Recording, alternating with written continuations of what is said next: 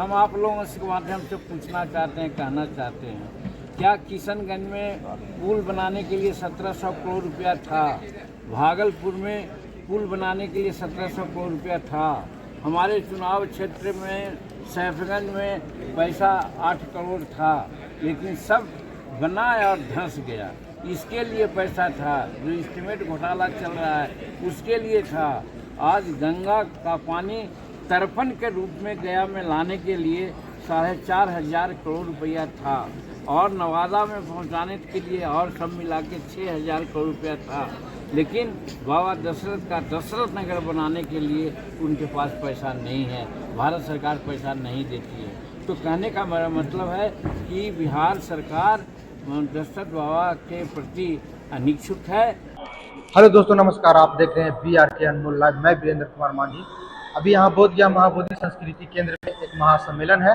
बाबा दशरथ मांझी के आज 16वीं पुण्यतिथि है। उसी के मौके पर आज बोधगया में महासम्मेलन किया गया है।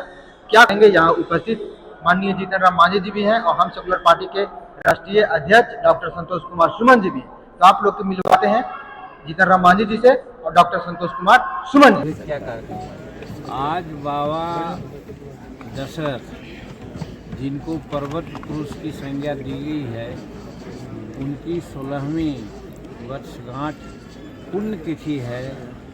आज कल था, और आज उसी उपलक्ष्य में हम लोग यहाँ हिंदुस्तानी अवाम मोर्चा सेकुलर के द्वारा आज उनकी पुण्यतिथि को हम लोग मना रहे हैं। कल राजकीय समारोह के रूप में गहलोर में भी उनकी पुण्यतिथि मनाई गई थी, और विभिन्न जगहों पर भी बाबा दशरथ की पुण्यतिथि मनाई जा रही है। सौभाग्य की बात है। और जिस समाज में वो पैदा हुए, उस समाज के लोग सोच नहीं सकते थे कि जन कल्याण के लिए भी इतना बड़ा बलिदान, कहिए इतना मशक्क़त उठा सकते हैं, ऐसा सोचा नहीं गया। पर दशरथ बाबा इसको साबित कर दिए कि कोई भी बड़ा काम करने के लिए न बड़ा जात की ज़रूरत है, न बड़ा जमात की ज़रूरत है, ज़रूरत है एक दृढ़ संकल्प की। और वही दृढ़ संकल्पित होकर के उन्होंने कहा था कि जब तक पहाड़ को तोड़ेंगे नहीं तब तक हम छोड़ेंगे नहीं, और वैसा उन्होंने किया। आज उनके पुण्यतिथि पर हम लोग सब जुटे हैं और विभिन्न प्रकार की बात करते हैं कि समाज में जो दलित वर्ग के, खास करके भैया समाज के लोगों को लोग ढेर समझते थे, कमज़ोर समझते थे, राजनीतिक रूप में भी या सामाजिक रूप में भी, वो अब जमाना लगा।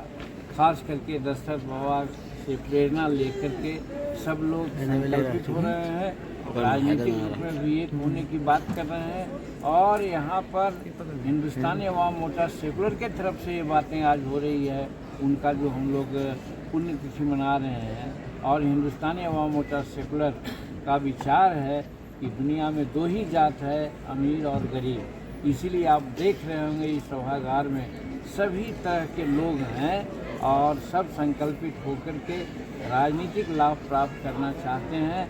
और सबसे बड़ी बात यह है कि बाबा दशरथ को भारत रत्न की उपाधि देने की बात चल रही है। हम लोग मांग भी कर रहे हैं। कुछ उत्साही युवक यहाँ से पैदल दिल्ली तक गए थे, वहाँ राष्ट्रपति जी से मुलाकात हुई और प्रधानमंत्री के आदेश से गृह मंत्री से भी मुलाकातें हुई, लेकिन अभी तक उनको भारत रत्न की उपाधि नहीं दी गई है।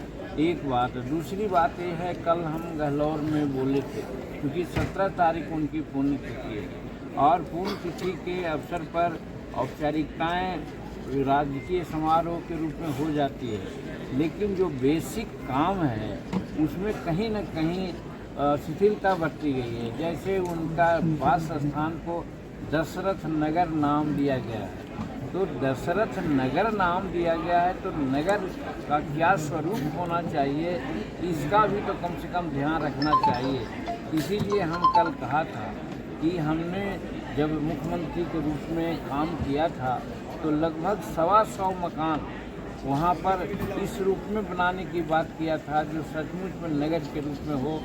2 कोठरी हो, शौचालय हो, उनका कैटल शेड हो, स्नानागार हो, उनका किचन हो, हर तरह की व्यवस्था से युक्त मकान 100-125 बनाने की बात हुई थी, ताकि एक नगर ऐसा लगता तो सचमुच में बाहर से विदेश से आने वाले लोग जो कम से कम आते तो समझते कि इंडिया के लोग, बिहार के लोग श्रम में व जायते के प्रतीक दशरथ बाबा को इतना सम्मान दिया, लेकिन ऐसा सम्मान नहीं मिला है। कल हमने कहा है, बिहार सरकार से अनुरोध किया है, उनके प्रतिनिधि श्रवण कुमार भी थे, उन्होंने इस पर कोई जवाब नहीं दी कि अभी भारत सरकार पैसा नहीं दे रही है, इसके चलते उनके नाम पर आवास नहीं बनी है। हम आप लोगों के माध्यम से पूछना चाहते हैं, कहना चाहते हैं, क्या किशनगंज में पुल बनाने के लिए 1700 करोड़ रुपया था, भागलपुर में पुल बनाने के लिए 1700 करोड़ रुपया था, हमारे चुनाव क्षेत्र में सैफगंज में पैसा 8 करोड़ था, लेकिन सब बना और धंस गया। इसके लिए पैसा था, जो एस्टीमेट घोटाला चल रहा है उसके लिए था।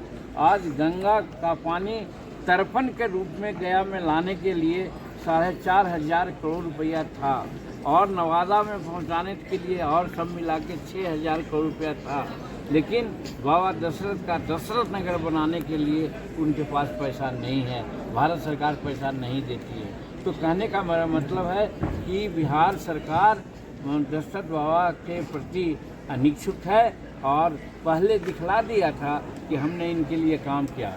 और जहाँ तक उनका पार्टनर जो जनता दल के लोग हैं, राष्ट्रीय जनता दल के लोग, जब बाबा जाते थे और आते थे तो हम लोग ले जाते थे उनको, तो वो कहते थे कि हो ये तो कोई पथल कटवा हुई हो, अपन काम कराता छोड़ा, इनका बात छोड़ा। इस तरह से कहने वाला आदमी और वो लोग आज यहाँ हैं, हमारे बारे में, हमारे दशरथ बाबा के बारे में कभी नहीं सोचते हैं। तो आज इस अवसर पर हम लोग बाबा दशरथ को भावभीनी श्रद्धांजलि देने के लिए आए हैं, और समाज को कहने के लिए आए हैं कि समाज एक साथ हो। जिस प्रकार से संकल्प होकर के उन्होंने पहाड़ को तोड़ दिया, उसी प्रकार से राजनीति रूपी चाबी प्राप्त करने के लिए दलित समाज एक हो, तभी इसका विकास संभव होगा, नहीं तो नहीं होगा। यही आज उपदेश हम लोगों को देंगे। पत्रकार की हत्या, यही तो सोचना है। पत्रकार की हत्या हो रही है, दीन दृष्टि रेप हो रहा है, और जगहों में हत्या हो रही है। कानून व्यवस्था यहाँ पर जर्जर हो गया है। उसके बावजूद भी ये लोग जो कहते हैं घमंडिया, जिसको हम लोग कहते हैं कि घमंडिया अलायंस इन्होंने जो बनाया है, और आज बहुत लवरेज हैं, क्या अगला लोकसभा चुनाव हम लोग जीतेंगे, अच्छा से जीतेंगे। हम कहना चाहते हैं कि वो दीवा स्वप्न देख रहे हैं। बिहार की जनता उब गई है, यहाँ न तो विकास हो रहा है, न तो भ्रष्टाचार मिट रहा है, और न तो ये जो लॉ एंड ऑर्डर है ठीक है। जब पत्रकारों की हत्या होती है, सच करके उनके माथे में गोली मारी जाती है, इसलिए कि एक चीज़ में वो गवाह थे।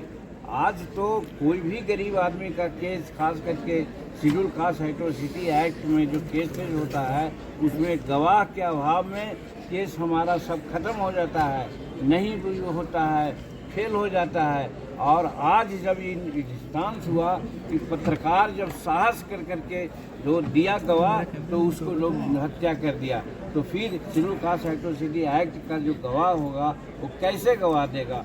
गरीबों के खिलाफ जो उन लोग घटना घटते हैं तो उसका गवाह कैसे देगा? ये लॉ एंड ऑर्डर जो जर्जर हो गया है, इसका ये द्योतक है। और इसीलिए हम पत्रकार मित्रों से भी कहना चाहते हैं कि 2024 और 2025 के चुनाव में इस सरकार को हटाने के लिए हम लोगों को मदद करें, और भारत सरकार का नरेंद्र मोदी जी के नेतृत्व में बिहार में कम से कम 40 सीट हम लोग दें, तब ये यहाँ की जो प्रशासन की सरकार है हटेगी, और तब फिर आप लोगों को भी चैन मिलेगा और बिहार का विकास होगा।